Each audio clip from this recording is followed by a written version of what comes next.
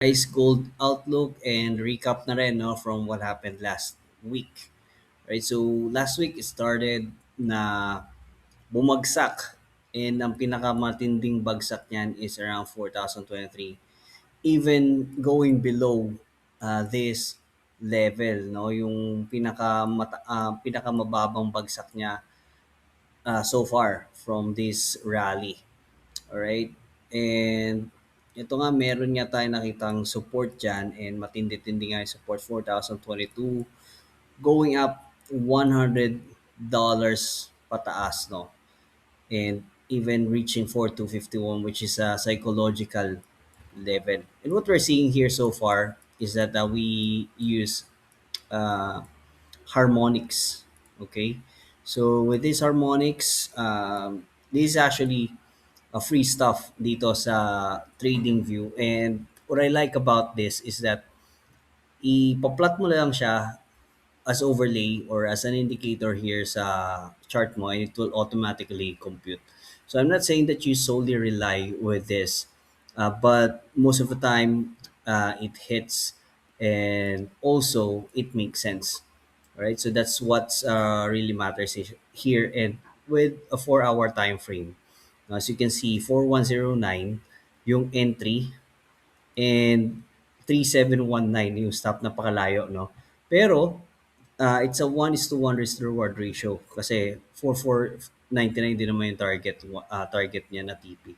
But of course, you will go to the lower time frame to be precise, and also uh, to go with your own trading strategy. This is just to give you the general direction, uh, just a quick look. No, I'm not saying that this is going to be your solely confluence. No, there's a lot. You need to also look for um, yung yung oscillators natin, yung other overlays natin like moving averages, price action, and most importantly, yung fundamentals. What I like about this one is that with the geopolitical tension going, uh, it's like there's really nothing for Iran to go but to settle with US. Okay? So wala na silang lahat, no. Unless there's a black swan na mangyayari, no. So but as far as we can see, there's nowhere else for Iran to go. Wala na silang funds to continue the war, to continue the retaliation, and also there's a lot of sanctions uh, para sa kanila, no. So economically it's not really good for them anymore, and if they want to continue this, they're gonna suffer talaga. So with this, I'm not saying that bearish outlook is over. What I'm saying is that it is still possible for it to go up at least 4350, or at least the most optimistic is 45. Okay, so ito yung pinaka mataas niyang inabot so far, and bago siya bumagsak, no.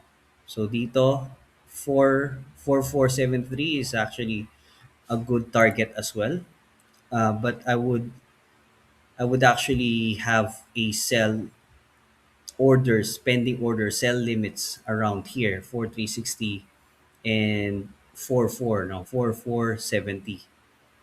Okay. So last week, biglang drop, and just one day from morning, it's still choppy, and then it went up nung ano na, nung gabi na, no, madaling araw na. And that is because of the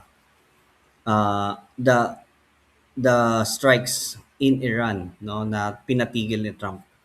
So with that, what we want to see from here for us to have a sustained outlook with the bullish is that it needs to break 4250, right?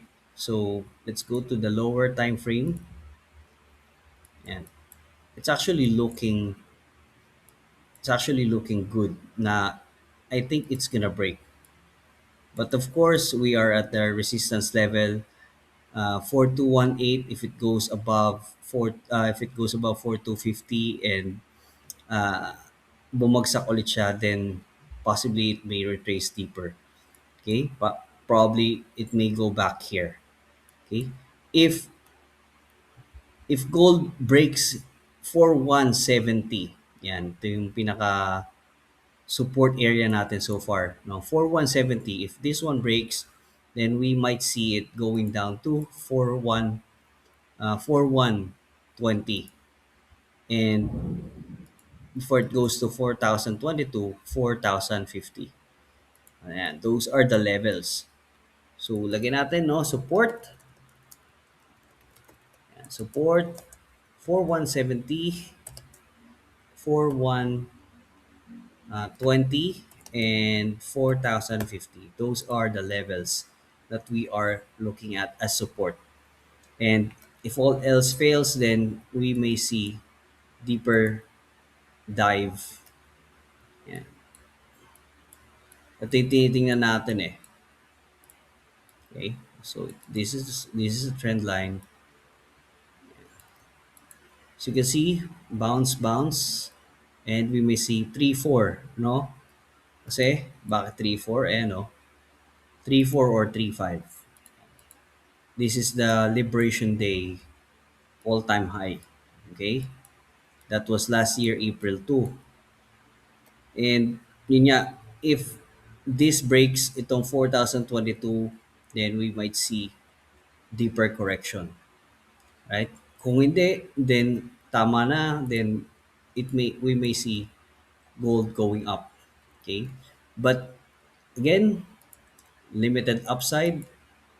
If 250 breaks, then we can see 4360 again, and also seeing, yeah, 4480. Okay? So those are the levels that you're looking at. And so far, we are leaning towards limited upside or bullish scenario. Okay, at least for the short term. Okay, if 4-2 doesn't hold, it may go back to 4170 and eventually breaking 4170, going down. All right. So ang mga gagawin natin dyan is that we will have some pending orders. Okay, pending orders natin is that we can have a buy stop at 4253. Yan, targeting 4270 to dito tayo. 4270 to 4279 and 4279 and eventually 4300. Those are the TP. And about the SL, okay, it's really up to you about your stop loss. Of course, it should be below 4250. Okay, but those are the levels that we're looking at. This is the bullish case. And kapag sa pagbagsak naman, no, sell stop ulit tayo. Sell stop is below 42. And 4197. Yan, targeting 4170 and mga ano natin dito, no? Mga abang natin dito like 41, yan. 4170, it went down below 4129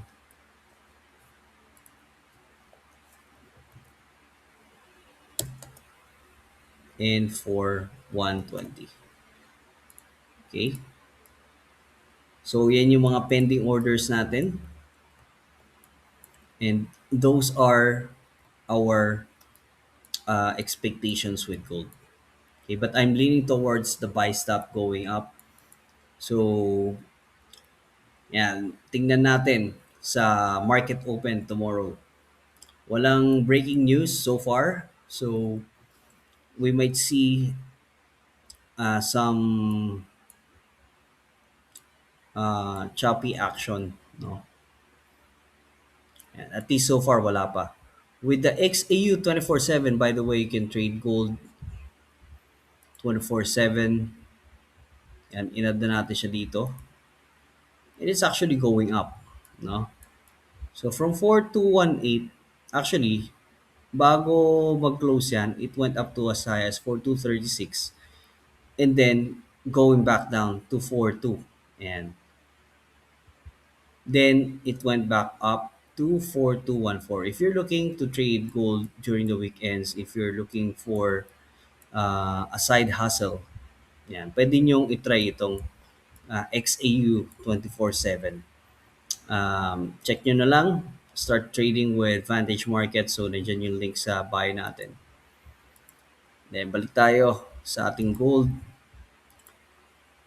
Yun lang naman so far ang ating outlook. So, see you guys tomorrow, and I invite you to join our Telegram community, because that's where I provide real-time trade management and also trade signals, specific trade signals, and also risk management. I also provide one-on-one coaching. You can message me there. So thank you so much for watching. You have a great day.